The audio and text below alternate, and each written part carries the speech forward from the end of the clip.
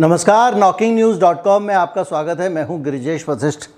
एक good news है और वो गुड न्यूज़ ये है कि भारत सरकार ने जो कोयला आयात करने पर एक आवश्यक शर्त रखी थी कि हर बिजली बनाने वाली कंपनी को 10% कोयला इंपोर्ट करना ही पड़ेगा, वो आदेश सरकार ने वापस ले लिया है। अब लोगों को 8 गुने दाम पर विदेशी कोयला आयात करने की ज़रूरत नहीं पड़ेगी। ये होती है आपकी ताकत, ये होती है अभिव्यक्ति की स्वतंत्रता की ताकत और ये होती है देश की ताकत। हमने ये मसला लगातार उठाया था, 2 महीने से उठा रहे थे, आज अच्छे परिणाम आ गए हैं। अब मैं उन लोगों से पूछना चाहता हूं जो कहते हैं पॉजिटिव न्यूज़। अब उनको ये समझ में आना चाहिए कि ये पॉजिटिव न्यूज़ होती है जिसके परिणाम पॉजिटिव होते हैं, नेगेटिव न्यूज़ वो होती है जिसके परिणाम नेगेटिव होते हैं। तो एक गुड न्यूज़ आई है और इस गुड न्यूज़ के साथ में लेकिन बदकिस्मती से बुरी न्यूज़ जो हैं उनके आने का सिलसिला रुक नहीं रहा है। एक तरफ से तो चलो कोयले की जो लूट थी, एक तरह से लूटी थी भाई, कि आपको 10 किलो में 1 किलो कोयला बाहर का मंगाना पड़ेगा, उसके 8 गुने दाम देने पड़ेंगे और सरकार मैंडेटरी कर रही है। बाहर से कोयला आएगा तो डॉलर खर्च होगा, विदेशी मुद्रा का खर्च होगा। पता नहीं क्या सोच कर ये नियम था और ये जो भी था, अब इसको उन्होंने वापस ले लिया। लेकिन अब एक नई मुसीबत है और नई मुसीबत है नौकरियों की। आपने कहीं पढ़ा ज़रूर होगा कि किस तरह से वो नौकरियां जा रही हैं जो इस देश की अर्थव्यवस्था में योगदान देती थी, जिन नौकरियों के कारण भारत में खुशहाली थी, जिन नौकरियों के कारण भारत के बैंकिंग सिस्टम को बहुत मदद मिल रही थी, हमारा निर्यात बढ़ रहा था, वो नौकरियां जानी शुरू हो गई हैं। आज इसी पे बात करेंगे, कहीं मत जाइए। और अगर आपको रुचि है अमेरिका के मामले में बात करने की कि ये जो ताइवान वाला मसला हो रहा है, तो इसमें 9 बजे बात करेंगे। आपको याद होगा, इस पर बात करेंगे। अभी एक छोटा सा ब्रेक लेते हैं, वापस हाजिर होते हैं।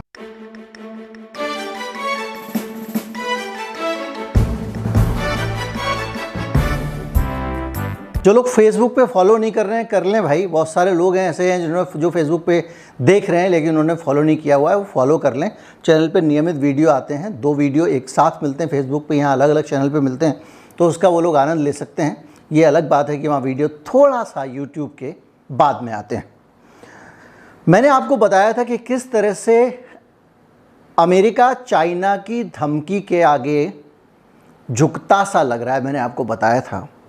और किस तरह से जब चाइना की धमकी के बाद में नैन्सी पेलोसी का प्रोग्राम जब घोषित किया गया तो उसमें ताइवान को आइटनरी में नहीं रखा गया था। लेकिन उसी वीडियो के अंत में मैंने आपको एक बात साफ साफ कही थी कि कोई भरोसा नहीं है अमेरिका का, हो सकता है चोरी छुपे उनकी विजिट हो जाए, और यही हुआ। आज 9 बजे इस पर बात करेंगे, इसका मतलब क्या है और अब चाइना क्या कर सकता है। FYI यानी फॉर योर इन्फॉर्मेशन, एक वेबसाइट है layoffs.fyi। इस वेबसाइट को बनाया गया है सिर्फ एक चीज़ की जानकारी डालने के लिए कि कहाँ कब किस कंपनी ने कितने लोगों को नौकरी से निकाला। और ये बड़ी ऐसी इम्पॉर्टेंट वेबसाइट है जिसके ज़रिए आप बेरोज़गारी की सही स्थिति का पता लगा सकते हैं। और IT सेक्टर में, IT सेक्टर साहब जानते हैं बहुत सबसे आगे वाला सेक्टर माना जाता था। ये माना जाता था कि यही सेक्टर है जो अब बचा हुआ है, ट्रेडिशनल कंपनियां ये हो गई हैं, वो हो गई हैं, फ्यूचर इसका है। उसमें भी अमेरिका की मंदी का असर पड़ा है और 35,000 लोगों की नौकरी चली गई है। ये डाटा है जो layoff.fyi निकालती है और उनका कहना यह है कि सबसे ज़्यादा खतरा टेक कंपनी वालों को बढ़ गया है वहाँ पे, और सुधार की कोई आस नहीं दिख रही है। अकेले मई में 15,000 लोगों की नौकरियाँ गई हैं, अकेले मई महीने में। जून में भी करीब एक बड़ा सा डाटा है। और क्रिप्टो में काम करने वाली जो कंपनी हैं कॉइनबेस, उसने 18% लोगों को एक झटके में से नौकरी में निकाल दिया। करीब 1100 लोग हुए, एक झटके में नौकरी से निकाल दिया है। और ताबड़तोड़ छटनी चल रही है और हायरिंग को IT सेक्टर ने होल्ड पे डाल दिया है। छोटी मोटी कंपनियां नहीं, मेटा जैसी कंपनियों ने भी अपने यहाँ अघोषित या तो छटनी शुरू कर दी है या भर्ती बंद करती है। इसके अलावा बड़ी बड़ी संख्या में और बहुत सारी कंपनियां, गूगल के बारे में भी कहा जा रहा है कि उनकी भी हायरिंग रुकी हुई है।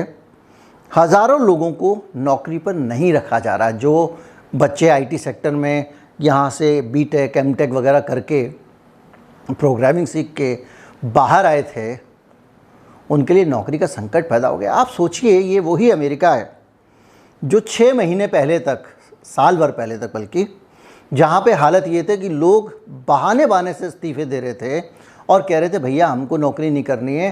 द ग्रेट रेजिग्नेशन नाम से वहाँ पे एक अभियान सा चल गया था। लोग अजीबोगरीब तरीके से इस्तीफे दे रहे थे। मैंने उस पर पूरा वीडियो बनाया था और लगातार वहाँ पे नौकरियाँ लोग छोड़ रहे थे क्योंकि उनको पसंद नहीं आ रहा था कॉरपोरेट का रवैया।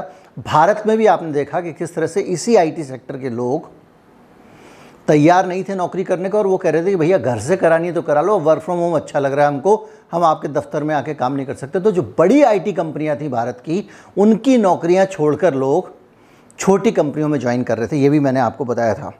लेकिन अब आप देखिए, कुछ ही समय में स्लो डाउन आ गया अमेरिका में और अब यह हालत हो गई है। लोगों ने 2007-8 की मंदी देखी है, उनको पता है कि कैसी दुर्गति होती है, इसलिए कंपनियां डरी हुई हैं। और ये जो पिंक स्लिप पकड़ाने का सिलसिला चल रहा है, ये बहुत ज़्यादा बढ़ गया है। हज़ारों लोगों की नौकरी जाने के बाद ट्विटर में भी सुनने में आ रहा है कि ये जो दुनिया में जा रही है, ट्विटर ने भी मेटा के साथ साथ हायरिंग रोक दी है।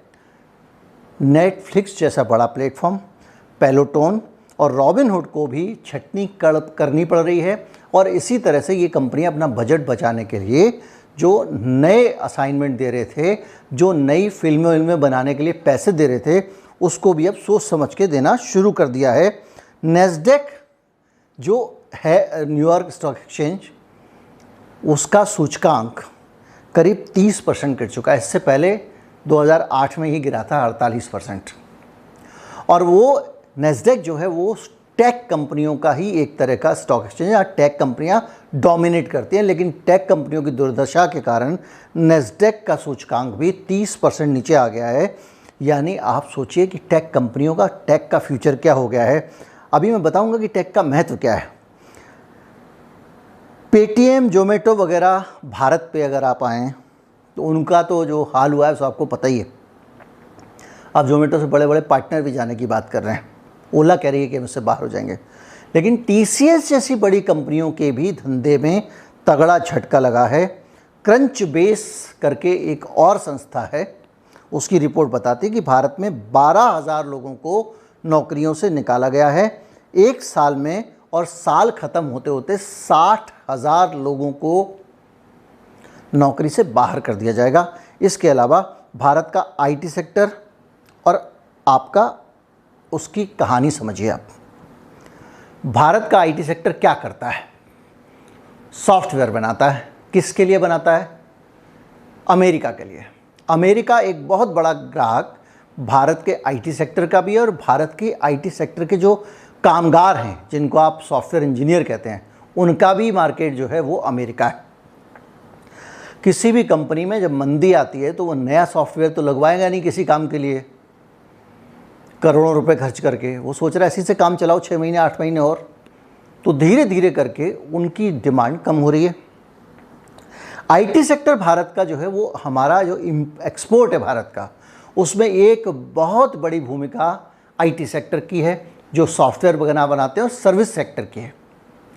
और अगर ये डिमांड कम होती है आईटी सेक्टर की, तो भारत के एक्सपोर्ट पर बुरा असर पड़ेगा। हम पहले ही बहुत बुरी तरह से ट्रेड बैलेंस गड़बड़ाया हुआ है और ट्रेड डेफिसिट में चल रहे हैं। इसका मतलब ये होता है कि हमारा आयात तो बहुत हो रहा है, निर्यात हमारा कम हो रहा है। तो ये एक तरह से देखा जाए तो ये सेक्टर सबसे ज़्यादा तो डॉलर के मामले में हमको नुकसान पहुंचाने वाला है। यानी डॉलर का दाम, रुपए के मुकाबले डॉलर का दाम बढ़ेगा। दूसरा, जब इस सेक्टर की जो आमदनी है वो एकमात्र सेक्टर है भारत में जिसमें, कुछ और भी सेक्टर्स हैं जिसमें नौकरी में जो तनख्वाह मिलती है उसको ठीक ठाक तमीज़ की तनख्वाह आप मान सकते हैं। बाकी सेक्टर में शोषण है। तो जो इंटरनेशनल स्टैंडर्ड की ठीक ठाक तनख्वाह मिलती है उसी सेक्टर को मिलती है। तो इसी सेक्टर के लोग धड़ल्ले से जो है वो महंगे महंगे मकान खरीदते हैं, होम लोन लेते हैं, खर्चा करते हैं, स्पेंडिंग्स देते हैं मार्केट को। तो हमारे मार्केट में जो महंगी चीज़ों की खरीदारी है उसमें एक बड़ा योगदान इस सेक्टर के लोगों का है। हाउसिंग सेक्टर को भी यही सपोर्ट कर रहे हैं और दूसरी चीज़ों को भी कर रहे हैं। लेकिन अगर कल के दिन ये सेक्टर लड़खड़ाता है तो इसका सीधा सीधा मतलब ये है, लड़खड़ाता क्या है, लड़खड़ाना शुरू हो गया है कि हमारी ओवरऑल इकोनॉमी पे इसका अच्छा खासा इम्पैक्ट आएगा। बहुत उलट देगा ऐसा नहीं कह सकते, लेकिन अच्छा खासा इम्पैक्ट आएगा। व्हीकल्स का मार्केट है, कार मार्केट है, बहुत सारी चीज़ें हैं। इसलिए जो बाइडेन साहब की वहाँ जो मंदी चल रही है ना, वो पूरी दुनिया को दुख दे रही है। और उसके बाद उन्होंने अन्न संकट 50 चीज़ें पैदा की, और वो रूस का अगर दिल ना बदला होता तो अभी दुनिया और अनाज के लिए तरस रही होती। वो तो उसने पोर्ट खोल दिए और वहाँ से अनाज की खेप भी निकलनी शुरू हो गई है।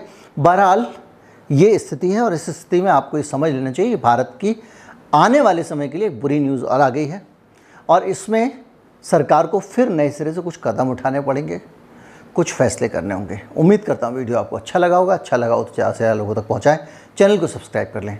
नमस्कार, जय हिंद।